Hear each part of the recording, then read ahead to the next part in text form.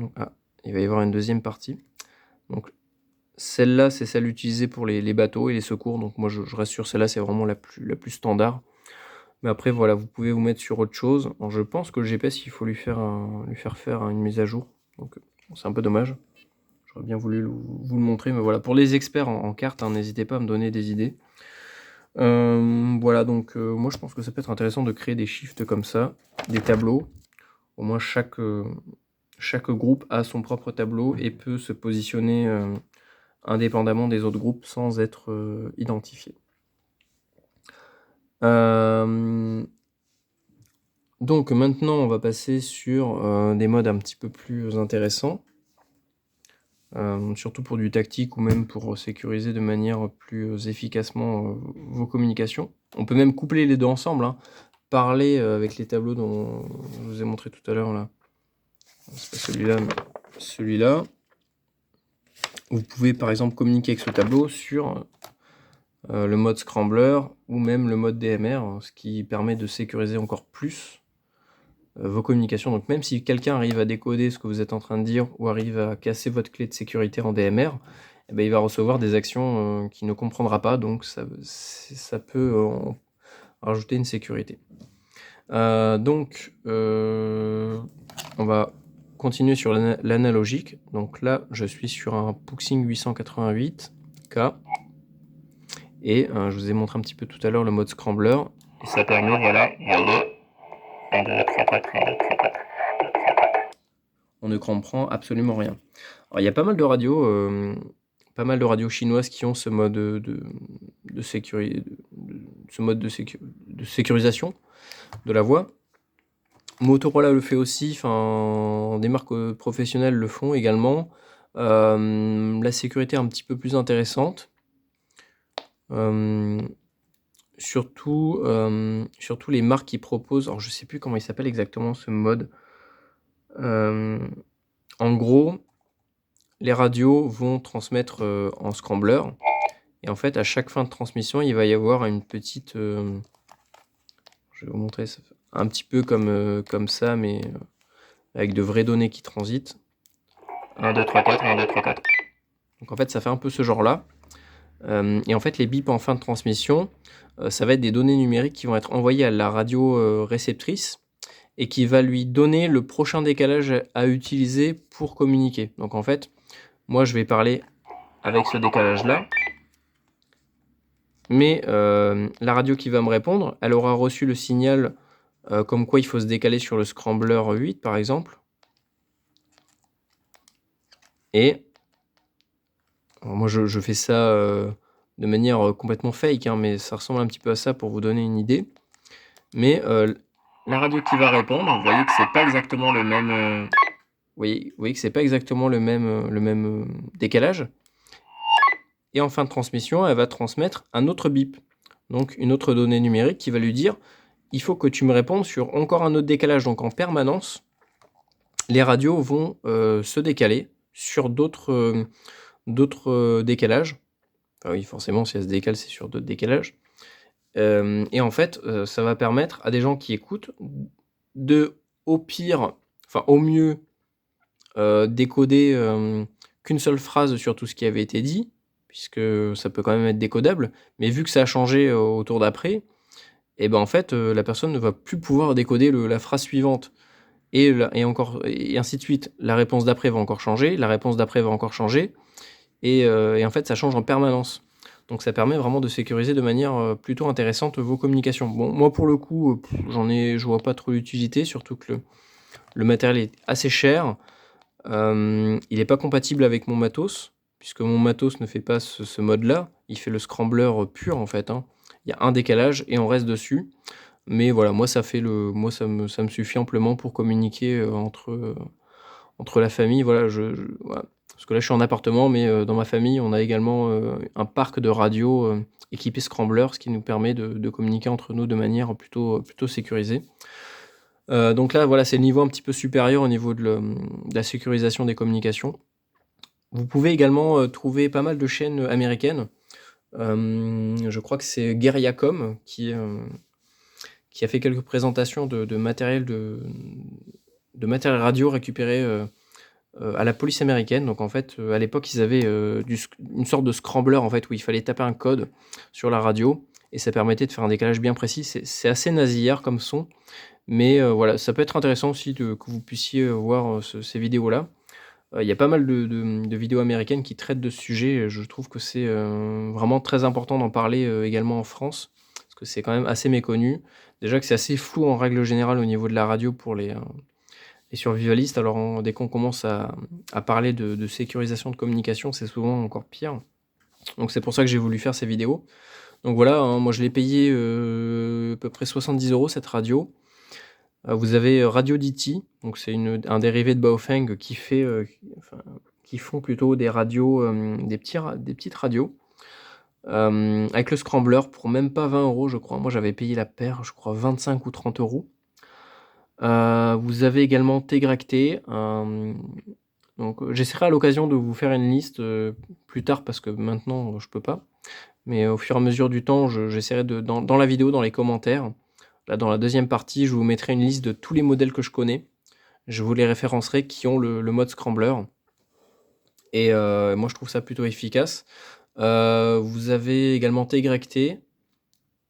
Baofeng également, font le mode scrambler. Vous avez le BF888S, certaines versions le font. Alors c'est au niveau des couleurs des pastilles qu'il faut regarder, je sais plus exactement, il y a des pastilles vertes, des pastilles bleues, je crois que c'est les pastilles vertes, qui font le scrambler et les pastilles bleues en fait, c'est les anciennes versions, les nouvelles je sais plus, qui ne font plus, enfin ils ont désactivé le mode dessus donc ça sert à rien de les acheter. Elles ne font pas le scrambler. Voilà, mais pour même pas 20 €, vous pouvez avoir des radios qui font le scrambler et je trouve ça plutôt intéressant. Donc imaginez, pour augmenter encore plus la sécurité, des fréquences qui sont, renommées par des couleurs sur, des fréquences, autres, on va dire, ça comme ça, sur des fréquences autres, avec un mode scrambler qui modifie enfin qui change à chaque fois, de, de, de scrambler en fait, hein, voilà, de décalage, sur lesquels vous allez parler, avec le tableau de manière, furtif, de manière rapide. Là, imaginez déjà le niveau de sécurité qu'il y a et avec une simple radio et un simple bout de papier, un stylo, vous pouvez déjà sécuriser amplement vos communications, tout à fait légalement et moi je trouve ça plutôt intéressant. Voilà, de mon côté, chez moi, alors je sais pas si je vous l'avais montré dans l'ancienne vidéo parce que je l'ai tourné 2 fois. Donc je vais activer, hop, la radio, je sais pas si elle est activée. Ah, peut-être qu'elle s'est... Non, je l'ai pas activé. Il est où le bouton? Il est là. Elle n'était pas activée. Donc là, j'ai également sur cette radio, qui est ma radio fixe, le mode scrambler, donc ça me permet de parler avec ma copine. Bah, moi j'ai le portable et elle a le poste fixe à la maison. 1, 2, 3, 4. Donc là, je vais baisser le son. 1, 2, 3, 4. 1, 2, 3, 4. Donc là, je suis en scrambler. Enfin, là, on n'entend pas ma voix correctement. Mais si j'active le mode scrambler, hop, il faut valider. 1, 2, 3, 4. Donc le son est assez bizarre, hein, mais c'est normal, c'est le scrambler. Oula, là, c'est à fond. 1, 2, 3, 4. 1, 2, 3, 4. Test radio. Ah oui, mais je suis pas sur le bon décalage. Je me suis mis sur le 8, il faut se mettre sur... 1, 2, 3, 4. 1, 2, test radio. Vous voyez la différence? Donc là, je vais mettre sur le scrambler 2, par exemple. Donc après, à savoir que certaines radios, certains modèles ont un scrambler complètement différent de ces radios-là. Donc c'est pas parce qu'elles ont le mode scrambler qu'elles sont forcément compatibles entre elles. 1, 2, 3, 4. 1, 2. Ah, là, on m'entend bien. Vous voyez que là, ça commence à devenir plutôt audible. Donc on va passer sur le scrambler 4, par exemple. 1, 2, 3, 4. Ah, là, c'est normal. Vous voyez que là, on m'entend tout à fait normalement. Et pourtant, je suis en scrambler, hein. Donc là, maintenant, on va répondre. Je prends le micro.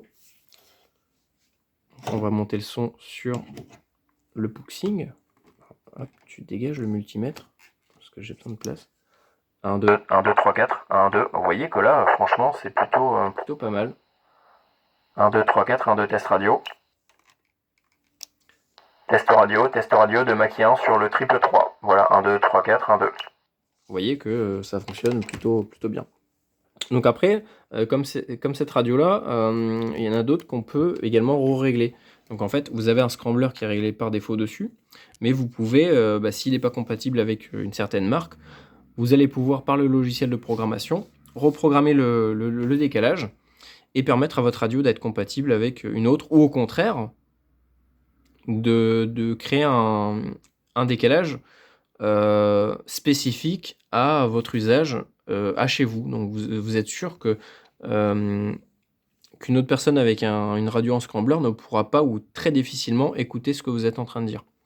Donc voilà, il y a plein de... On peut jouer là-dessus, il faut vraiment trifouiller, expérimenter, mais franchement, déjà, le scrambler, je trouve que c'est un assez bon niveau de sécurité.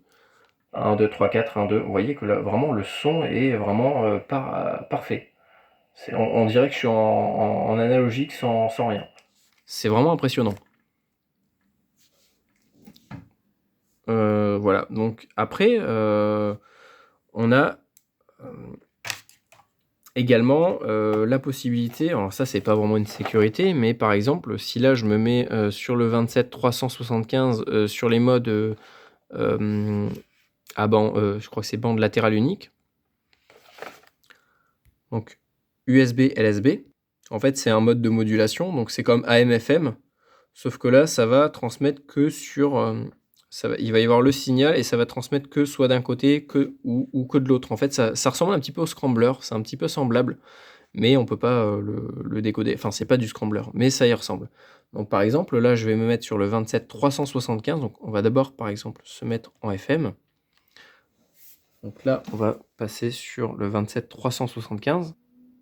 Donc voilà, là je suis sur le 27 375, donc le canal 37 qui normalement est fait pour l'USB. Là on se met en FM, c'est juste pour faire un test. Mais normalement cette fréquence est faite pour l'USB uniquement. Donc là on va monter le son parce que sinon on va pas m'entendre. 1, 2, 3, 4. Vous voyez que même là, le son est vraiment très faible.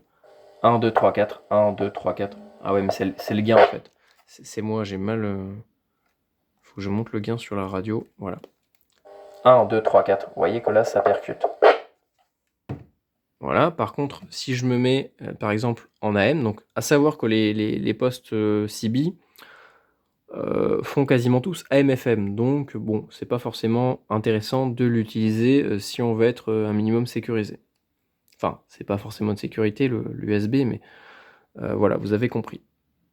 Donc, en AM, 1, 2, 3, 4, on m'entend, mais un petit peu moins bien. On peut quand même entendre la AM en FM. Si on se met en USB, vous allez voir que c'est pas du tout pareil. Oula. Ah, mais oui, mais il faut que je me mette en AM, parce qu'en FM, en fait, c'est complètement inaudible. Vous allez voir. 1, 2, 3, 4, 1, 2, 3, 4. 1, 2, 3, 4. 1, 2, 3, 4. Vous voyez que ça ressemble à rien.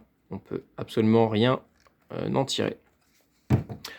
Si je me mets en AM, non, je sais plus où c'est, AM, on va mettre sur on. Donc là, on va se mettre en réception AM. Vous voyez qu'il y a le petit logo.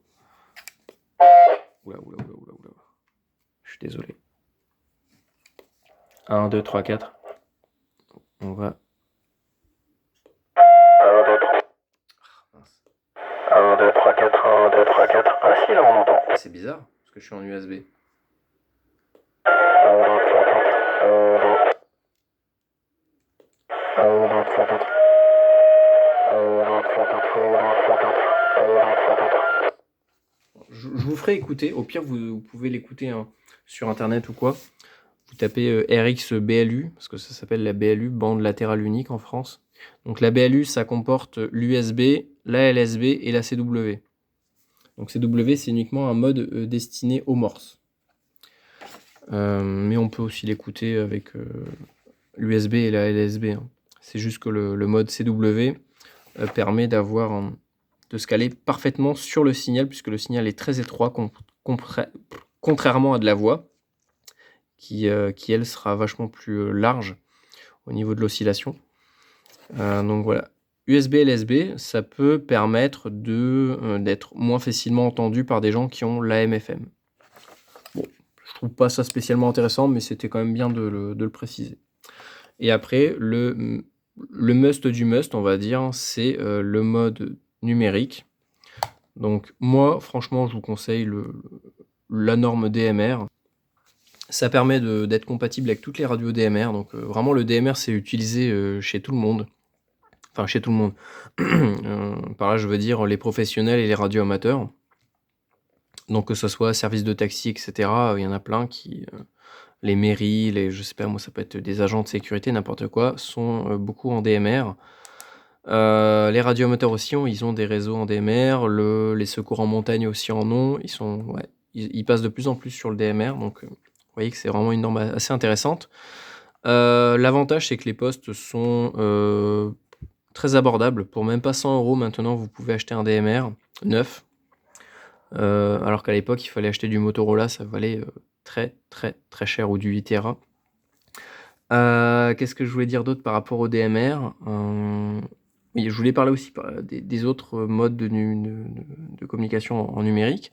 Vous avez également le DPMR qui, au début, à l'explosion du 446 numérique, au début, on était en DPMR.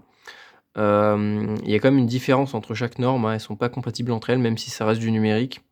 Un poste DMR ne sera pas compatible avec un poste DPMR, et des fois même, certains modèles de DPMR ne sont pas compatibles avec d'autres postes DPMR. Je me souviens, à l'époque, j'avais acheté 3 paires de 3 marques différentes en DPMR, et aucune des 3 marques n'était compatible entre elles. Donc pour vous dire que c'était vraiment de la saloperie. Par contre, ça peut être intéressant, dans l'autre sens, toujours voir retourner l'inconvénient en avantage. Eh ben, si cette radio, si par exemple le DPMR est quasiment incompatible avec toutes les autres marques, tous les autres modèles, bah, ça peut être au contraire un avantage, une sécurité supplémentaire pour ne pas être entendu, décodé par d'autres radios. Puisque la personne devra avoir le même modèle de la même radio sur la même fréquence, et devra avoir les mêmes configurations que vous pour pouvoir vous écouter. Donc le bon groupe de discussion, le bon code couleur, etc. Donc c'est quand même assez compliqué à faire. Savoir que sur le DMR, maintenant, on peut avoir des firmware à l'intérieur qui captent tout de suite, enfin qui vous affichent tout de suite. Donc le slot, le code couleur, le TG, le n'importe quoi, vous avez toutes les informations, l'identifiant de la personne. Tant que la personne communique en clair, vous allez pouvoir l'entendre. Donc le DMR peut être intéressant. Pareil, via le DMR, on peut faire de l'envoi de SMS. Par contre, là, pour le coup, sur les postes cheap comme ça, les SMS ne sont pas sécurisés. Parce qu'on peut mettre des clés de cryptage sur les communications en DMR. Donc je vais vous faire une démo juste après. Par contre, à savoir que c'est interdit. Voilà. C'est dit. Voilà, donc là je me suis mis sur le canal 5 PMR, donc là on va allumer la radio. Voilà, donc là je suis en numérique.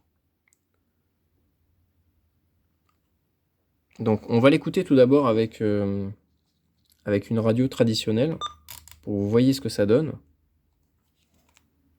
Donc on va se mettre sur j'avais dit quoi, le 5. Donc je vous parlerai après des autres avantages du mode numérique, du DMR notamment. Voilà ce qu'on entend. C'est pas du tout idéal si vous voulez entendre les autres personnes. Voilà. Vous voyez qu'on n'entend rien, on entend juste trrr. Alors justement, l'avantage du DMR, c'est que la porteuse n'est pas continue, donc dès qu'on transmet, ça fait ce fameux... Donc ça veut dire que la radio transmet la moitié du temps. Donc c'est-à-dire que ça ne sera pas une porteuse fixe, nette, comme sur une radio analogique. Donc là, si je me mets sur le canal 5 avec mon Baofeng,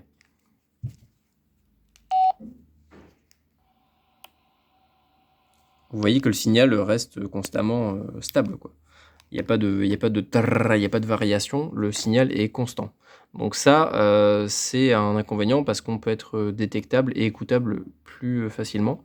Un coup de scan et on trouve directement le signal, alors que là, le DMR, En plus de ça, si vous êtes assez loin de la station qui veut vous écouter, le signal va être très faible et pour lui, en fait, ça va être une sorte de signal parasite et non un signal, radio, basique, standard.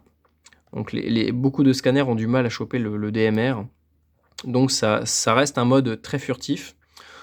Voilà, en plus de ça, on peut pas le choper au fréquence mètre, à part quelques fréquences mètres qui sont, spécifiques au DMR, mais vu que c'est pas un signal continu, le signal il reste quand même très furtif. Donc pour moi, le top du top au niveau tactique, au niveau furtivité, sécurité, ça reste quand même le DMR. Donc là, pour le coup, on va faire un test pour que vous voyez ce que ça donne en numérique. Donc la radio va transmettre les trrr. Dans ces trrr, vous allez avoir la voix, votre identifiant, le groupe de discussion qui va transiter. Donc la voix est transformée en données numériques qui sont envoyées sur les ondes et de l'autre côté, l'autre radio numérique va réceptionner ces données-là. S'il y a des erreurs, vous allez avoir des erreurs au niveau de la voix, vous allez avoir des petits bugs, ça va faire des trucs comme ça. Et si c'est reçu correctement, vous allez entendre la voix un peu comme dans un téléphone, c'est un petit peu la même sonorité. Donc on va tester ça. Donc là je vais transmettre et on va écouter sur une autre radio. 1, 2, test radio. 1, 2, test radio. Vous avez vu qu'il y avait un petit bug là juste avant, ça fait une sorte de déformation. Ça c'est parce qu'en fait il y a des brouillages sur la fréquence. On est sur du PMR, donc il y a sûrement des grutiers ou autres qui sont sur la fréquence, donc ils nous brouillent légèrement. Et 1, 2, 3. 1, 2, 3, 4. Bon, il y a un léger décalage parce qu'il faut quand même que la radio travaille. Comment dire, il faut que la radio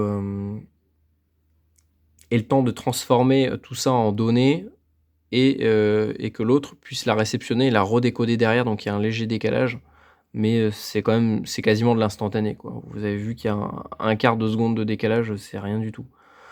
En plus de ça, si vous êtes en mode en puissance basse avec une petite antenne, alors là, vous êtes 100% furtif. Et pour moi, c'est un avantage non négligeable. Maintenant, on va parler du mode sécurisé. Il faut que je trouve la bonne fréquence. Alors, je sais même plus laquelle c'est. Donc, en gros, les clés de cryptage, de sécurité, on appelle ça, moi je préfère les clés de sécurité, sur les postes numériques permettent cette fois-ci d'encoder en fait, de crypter carrément votre voix. Donc en fait, la radio va transformer votre voix en données numériques qui vont être encryptées dans une clé. Donc cette clé, il faut la paramétrer d'avance sur les radios, donc sur toutes les radios que vous voulez utiliser.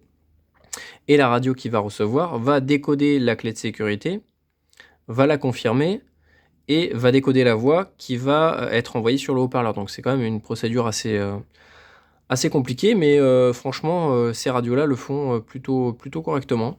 Voilà, moi j'ai vu absolument aucune différence entre le mode crypté et le mode non crypté sur le DMR.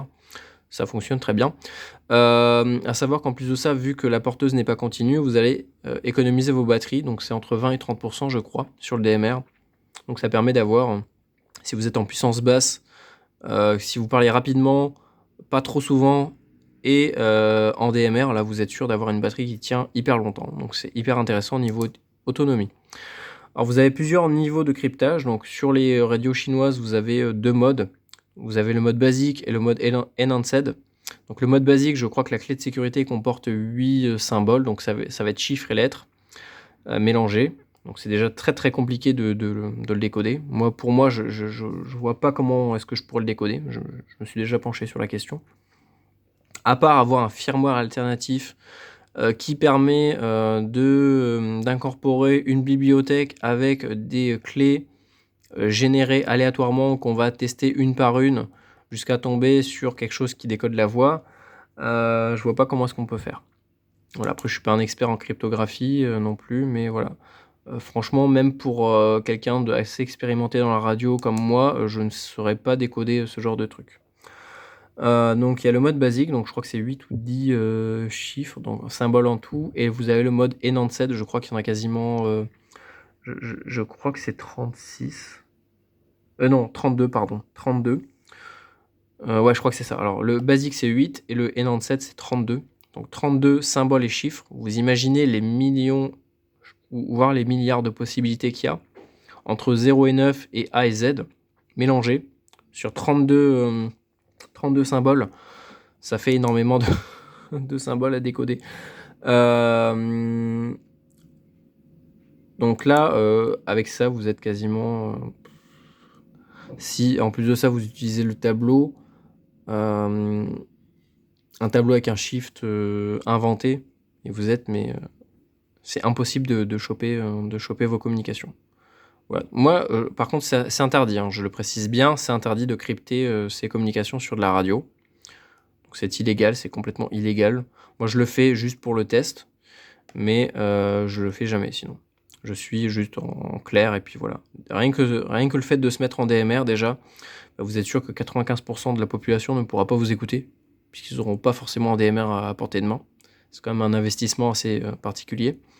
Donc voilà, rien que le fait de se mettre en DMR, pour moi, ça suffit déjà à sécuriser ces communications. Mais voilà. Vous savez qu'on peut également rajouter des clés de sécurité à ces communications. Par contre, les SMS ne sont pas sécurisés, ainsi que les positions GPS, puisqu'on peut également envoyer de la position GPS avec des radios qui font le GPS. Sur des marques un peu plus chères, comme Itera, Motorola, vous avez des grosses clés de sécurité. Je crois que c'est AES 256. Vous avez des vidéos qui sont faites justement là-dessus, là, qui parlent de ça bien précisément. Donc là, c'est carrément des clés de sécurité militaires.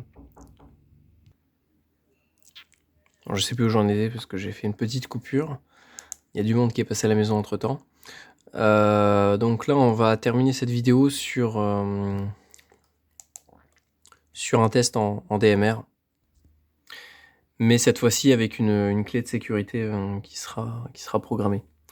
Donc toujours pareil, hein, le DMR reste audible. On entend le trrrr. Sauf que cette fois-ci, la voix va être cryptée un petit peu comme le scrambler en analogique. 1, 2, 1, 2, 3, 4. 1, 2, 3, 4. Vous voyez que c'est carrément inaudible.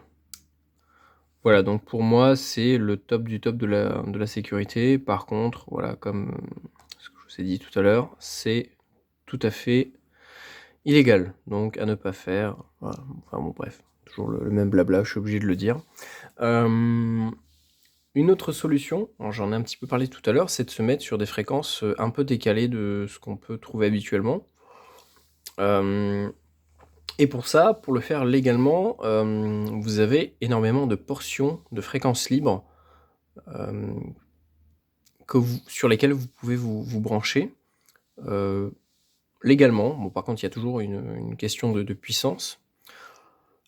Alors, vous avez, en partant du bas, vous avez bien sûr le 27 mégas. En dessous du 27 mégas, vous avez la portion 26 mégas. Donc, c'est pas mode. Je fais n'importe quoi.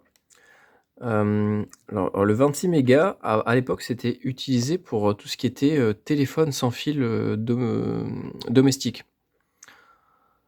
Aujourd'hui, c'est plus du tout utilisé puisque maintenant plus rien est en analogique. Pardon. Donc le 26 mégas, on peut s'y mettre dessus et on a beaucoup moins de chances d'être écouté. À savoir que je crois que c'est également une portion destinée aux Allemands. Sur leur radio CB, ils ont 40 canaux supplémentaires, je crois que c'est en 26 mégas, mais c'est un petit peu plus haut. Le 25 mégas, par contre, je crois qu'on ne peut pas s'y mettre, ça doit être un truc de l'armée. Vous avez également la portion 40 mégas, qu'on trouve habituellement sur les jouets pour enfants, et les babyphones, donc entre 40 et 41 mégas. Je ne sais plus exactement quelle portion est légale à l'utilisation, mais en tout cas, c'est une bande libre également. Pareil, ça doit être aux alentours des 10 milliwatts. Et voilà, ça peut être intéressant de bosser là-dessus, en cas de besoin et franchement, personne va se douter que vous allez vous mettre en 40 mégas pour communiquer. Vous avez également, donc attendez, le 40 mégas. Vous avez entre 174 et 225. Vous pouvez également vous mettre là-dessus. Alors attention, ces fréquences sont destinées, aux micros sans fil, courte distance. Donc tout ce qui est karaoké et cetera, on peut les mettre là-dessus.